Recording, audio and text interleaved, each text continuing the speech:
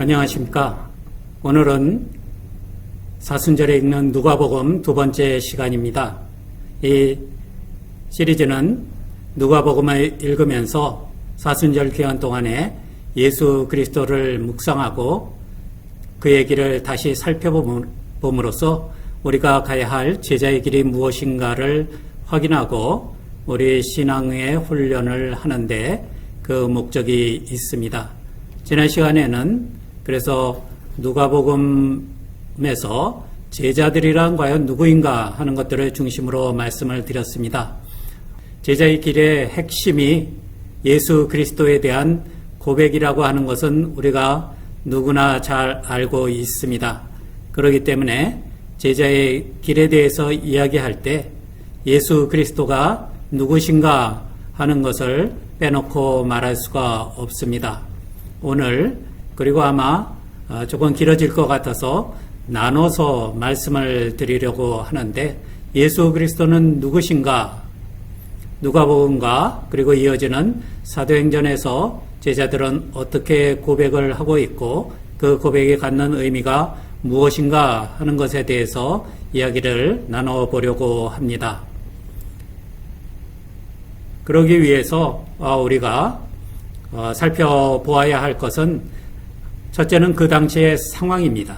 그래서 메시아를 기다리는 당시 사람들의 간절한 소망과 하나님의 구원이 어떻게 연결이 되었는가 하는 것이고, 두 번째는 백성들의 삶을 회복시키는 예수 그리스도의 사역에 대해서 살펴보고, 세 번째는 십자가를 지신 메시아가 과연 어떤 의미를 갖는가 하는 것들을 함께 이야기를 나눠보겠습니다. 첫 번째 질문은 너희는 나를 누구라고 하느냐 하는 예수님의 질문으로부터 시작을 하려고 합니다. 누가복음 9장에는 베드로가 이 질문에 대해서 하나님의 그리스도이십니다 하고 대답한 기록이 있습니다. 그런데 이것이 사도행전에 가면은 조금 더 확장되고 구체화된 것을 보게 됩니다. 즉 사도행전 2장 36절에 베드로가 많은 사람들 앞에서 오순절날 설교를 하면서 예수에 대해서 이렇게 증언을 하였습니다. 하나님께서는 여러분이 십자가에 못 박은 이 예수를 주님과 그리스도가 되게 하셨습니다. 십자가의 사건이 추가가 됩니다. 예수님이 주님이 되고 그리스도가 된 것은 십자가를 통해서 이루어졌다 하는 고백이고 그런 증언이라고 하는 것을 우리가 알 수가 있습니다. 이 증언을 조금 더 확대해서 보면은 2장에 이렇게 기록된 것들을 보게 됩니다. 첫째는 여러분이 아시는 바와 같이 나사렛 예수는 하나님께서 기적과 놀라운 일과 표징으로 여러분에게 증명해 보이신 분이십니다. 하나님께서는 그를 통하여 여러분 가운데서 이 모든 일을 행하셨습니다 하고 예수께서 주로 갈릴리에서 행하신 무거운 짐을 진 백성들을 그 짐으로부터 해방시키신 그 사역과 그 사역을 통해서 드러난 기적에 대해서 이야기를 합니다. 두 번째는 이 예수께서 버림을 받으신 것은 하나님이 정하신 계획을 따라 미리 알고 계신 그대로 된 일이지만 여러분은 그를 무법자의 손을 빌어서 십자가에 못 박아 죽였습니다 하고 그 무리들에게 이야기함으로써 예수 그리스도의 십자가가 예수는 누구인가 하는 고백에 있어서 핵심적인 사건임을 다시 한번 강조를 하고 있습니다. 세 번째는 그러나 하나님께서는 그를 죽음의 고통에서 풀어서 살리셨습니다. 그가 죽음의 세력에 사로잡혀 있는 것은 있을 수 없는 일이기 때문입니다. 이 예수를 하나님께서 살리셨습니다. 우리는 모두 이 일의 증인입니다 하고 선포함으로써 예수 그리스도의 부활에 대해서 이야기를 하고 있는 것입니다. 그러니까 아까 갈릴리에서 사역의 의미, 그리고 십자가의 의미, 부활의 경험의 의미, 이 세 가지가 사도들의 예수 그리스도에 대한 고백의 중심적인 사건이 되었음을 베드로는 이야기를 하고 있습니다. 사도들이 예수 그리스도를 알아가는 과정을 간략하게 누가복음과 사도행전, 주로 누가복음이죠, 에 나타난 것을 표로 정리해 보면은 이렇게 정리를 할 수가 있을 것 같습니다. 당시 이스라엘과 유다의 모든 사람들은 그들을 구원해 줄 메시아를 기다리고 있었습니다. 그런데 예수께서 오셔서 갈릴리에서 사도행전에 베드로가 증언한 것처럼 기적과 놀라운 일과 표징을 보여주시면서 고쳐주시고 새로운 가르침을 주시고 귀신을 쫓아내시고 하나님 나라를 선포하기 시작했습니다. 이것이 결국 많은 사람들 마음에 과연 이분은 누구신가? 우리가 기다리는 메시아가 이분인가? 하는 생각들을 가지게 만들었습니다. 그런데 제자들도 그런 의문과 그런 질문을 가지고 있었는데 예수님께서 제자들에게 순환, 십자가를 지시는 순환과 그리고 죽임을 당한 후에 부활에 대한 예고를 하시게 됩니다. 그것 때문에 기대도 생기고 그리고 예수님께서 하신 일과 가르침 때문에 반감이 생기기도 하고 과연 예수님이 메시아신가? 메시아에게 순환이란 무엇인가? 또 그리고 전혀 기대하지도 못한 부활이란 무엇인가? 그런 것들 때문에 많은 무리들뿐만 아니라 제자들 사이에서도 혼란이 생겼습니다. 그리고 예수께 반감을 가진 사람들은 음모를 꾸며서 예수를 제거해야 되겠다는 결정을 하고 그 음모에 가담하는 배신도 있었습니다. 그리고 나서 십자가가 있고 부활을 경험을 하게 됩니다. 이 십자가와 부활을 통해서 새롭게 그리스도에 대한 고백이 이루어지게 되는데 그것은 이 십자가와 부활을 지나면서 예수 그리스도의 약속을 끝까지 기다린 사람들에게 주어진 것이다. 그렇게 말씀을 드릴 수가 있습니다. 그래서 앞서 말씀드린 대로 두 고백의 차이, 즉 십자가와 부활의 경험이 두 고백의 차이를 드러내게 되었다 하는 것을 알 수가 있습니다. 베드로가 누가복음에서 하나님의 그리스도이십니다 하고 고백을 했을 때 그 그리스도가 과연 어떤 의미를 갖는 것인지, 그리스도의 길이 어떤 것인지, 그리스도께서 성취하시고자 하시는 하나님의 구원 계획이 무엇인지가 분명하지 않았습니다. 하지만 제자들이 십자가의 사건을 겪고 부활을 경험함으로써 그들은 보다 정확하고 새로운 고백을 할 수가 있게 된 것입니다. 그것이 하나님께서는 여러분이 십자가에 못 박은 이 예수를 주님과 그리스도가 되게 하셨습니다 하는 고백인 것을 우리가 알게 됩니다. 그래서 이런 과정을 통해서 예수가 어떤 분인가 하는 것을 제자들이 알고 고백하게 되고 그리고 선포하게 되는데 오늘은 그 첫 번째 부분에 대한 이야기를 하는 것으로 오늘 이야기를 구성을 하려고 합니다. 그 가운데 그 당시 많은 사람들, 제자들을 포함한 이스라엘과 유다의 백성들이 가지고 있었던 메시아에 대한 대망, 그것이 예수께서 갈릴리에서 하신 놀라운 일들, 기적과 표징, 고침과 해방 이런 것들과 연결이 되면서 과연 이분은 누구인가? 이분이 우리가 기다리는 오실 그분인가? 하는 질문들을 갖게 되었다 하는 이야기들을 하도록 하겠습니다. 메시아 대망과 예수님과는 깊은 관계를 가질 수밖에 없었습니다. 예수님의 갈릴리 사역은 메시아 대망을 백성들 가운데서 일깨웠습니다. 누가복음 8장 25절에 보면 예수께서 그들에게 말씀하셨다. 너의 믿음이 어디에 있느냐? 그들은 두려워하였고 놀라서 서로 말하였다. 이분이 도대체 누구시기에 바람과 물을 호령하시니 바람과 물조차도 그에게 복종하는가?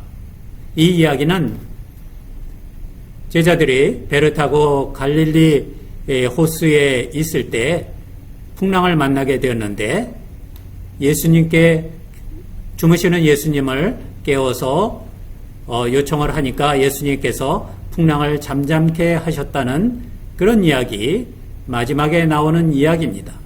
이런 일들을 보면서 제자들은 이분이 누구신가?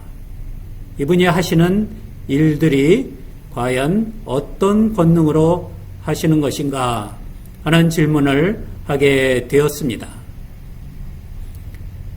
그런가 하면 백성들 사이에서는 오실 그분, 하나님께서 보내주시겠다고 약속되어 있는 메시아에 대한 기다림이 있었습니다. 이를 대표하는 질문이 누가복음 7장 20절에 나옵니다. 세례자 요한이 우리를 선생님께로 보내어 선생님이 오실 그분입니까? 그렇지 않으면 우리가 다른 분을 기다려야 합니까? 하고 물어보라고 하였습니다. 하고 요한의 제자들이 예수님께 와서 질문을 하는 장면이 있습니다. 그 오실 그분은 바로 유다 백성들이 간절하게 기다리는 하나님께서 보내주실 구원자 메시아였습니다. 예수님이 하시는 것 보니까 하나님께서 보내신 분이 맞는데 그렇다면은 우리가 기다리는 메시아 오실 그분이 바로 당신입니까? 하는 질문이 많은 사람들에게 자연스럽게 일어났던 것입니다. 그런데 오실 그분에 대한 갈망이 있음과 동시에 오실 그분에 대해서 두려움을 가진 사람들도 있었습니다. 헤롯에 대한 이야기가 누가복음 9장 7절부터 나옵니다. 분봉왕 헤롯은 이 모든 일을 듣고 당황하였다. 요한은 내가 목을 베어 죽였는데 내게 이런 소문이 파다하게 들리는 사람은 누구인가? 그는 예수를 만나고 싶어 하였다. 다시 말하면 예수께서 하시는 일들을 듣고 메시아에 대한 백성들의 대망을 알고 있는 사람들 가운데서 예수가 백성들이 바라는 메시아로 드러나는 것을 당황스럽게 생각하거나 두렵게 생각하거나 혹은 원하지 않았다는 이야기입니다. 그렇기 때문에 메시아를 기다리는 백성들의 기다림, 사람들의 기다림에는 밝고 어두운 측면이 각각 있었습니다. 메시아 대망은 하나님의 구원의 실현을 기다리는 백성들과 사람들의 간절한 열망이 표출된 것이었습니다. 그렇지만 메시아 대망이라고 하는 전통은 한편으로는 한계를 가질 수밖에 없었습니다. 철저하게 이스라엘이라고 하는 특정한 사람들의 필요와 요구를 반영하고 있는 것이었습니다. 이스라엘 백성들이 생각하기에, 유다의 사람들이 생각하기에 이렇게 제국의 통치를 받으며 식민지 생활을 하며 하나님의 백성으로서 자긍심을 잃어버리고 살아가는 이런 삶 속에서, 이런 질고 속에서 우리를 구원해 주시고 해방해 주실 메시아를 기다리는 것이 당시의 일반적인 메시아에 대한 기다림의 전통이었습니다.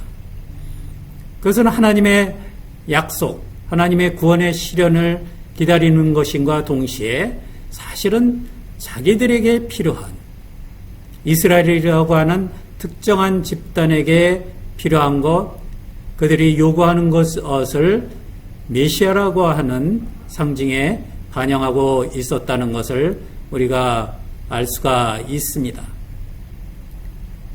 그래서 이러한 편견 때문에 사람들은 하나님께서 더 놀랍고 더 크고 더 자유로운 구원을 예수 그리스도를 통하여서 보여주신다 하는 계획, 하나님의 구원의 계획을 인식하지 못했다는 것을 우리가 살펴볼 수가 있습니다.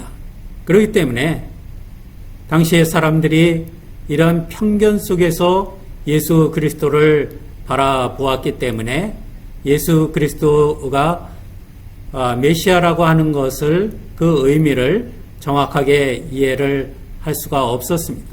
제자들도 그랬습니다. 누가복음 9장에 베드로가 하나님의 그리스도이십니다, 다시 말하면 하나님이 약속하신 메시아가 당신이라고 믿습니다 하는 고백을 하였지만은 베드로를 비롯한 사도들과 제자들은 마지막까지도 예수님께서 십자가를 지신다고 하는 것의 의미를 이해하지도 못하고 그것을 받아들이지도 못했습니다. 그리고 십자가는 그들에게 혼란을 가져다 주었고 그들로 하여금 좌절과 실망에 빠지게 했던 것을 우리가 보게 됩니다. 이런 모든 혼란은 바로 메시아에 대한 편견으로부터 시작이 되었습니다. 하나님의 구원을 기다리는 것이 하나님께서 은혜로 사랑으로 베풀어 주시는 하나님께 달린 구원, 그래서 우리의 생각과 우리의 상상을 뛰어넘는 놀라운 구원에 대한 기다림이 아니라 우리가 필요한 것이 언제 이루어질까? 내가 바라는 것이 어떻게 이루어질까? 하나님은 이것을 꼭 이루어 주실 거야 하는 나의 소망, 나의 필요, 나의 요구에 근거한 것이었습니다. 그래서 그것은 메시아에 대한 진정한 이해가 아니라 편견이 될 수밖에 없었습니다. 하지만 이러한 편견이 어떤 결과를 낳았는가, 예수 그리스도에 대한 어떤 고백을 낳았는가를 우리가 누가복음을 통해서 알고 있습니다. 하기 때문에 제자들에게 요구되는 것은 그들이 가져온 편견 없이 예수 그리스도를 통한 하나님의 구원 계획을 받아들이는 것이었습니다. 사람의 필요와 욕망에 따라서 하나님의 구원이 어떻게 이루어질 것인가 하는 것을 일방적으로 규정해서는 안 됩니다. 그리고 그것을 기정사실처럼 만들어서 하나님의 구원은 이런 모습을 가져야 합니다 하고 하나님께 강요하는 것은 우리의 편견으로 하나님의 자유로운 구원의 역사를 제한하는 것이라고 할 수 있습니다. 초대교회와 그리고 제자들의 이후의 행보는 이 편견을 벗어나서 하나님께서 계획하신 하나님의 구원이 어떤 모습이고 그리고 그것을 이루시는 예수 그리스도가 메시아 그리스도가 된다는 것이 어떤 의미인가 하는 것을 바로 알고 바로 고백하고 그리고 바로 그것을 선포하는 과정이 되었다는 것을 우리가 알 수가 있습니다. 그 과정에 결정적인 역할을 한 것은 우리가 알듯이 예수 그리스도의 부활과 예수 그리스도의 십자가와 예수 그리스도를 부활시키신 하나님의 역사였습니다.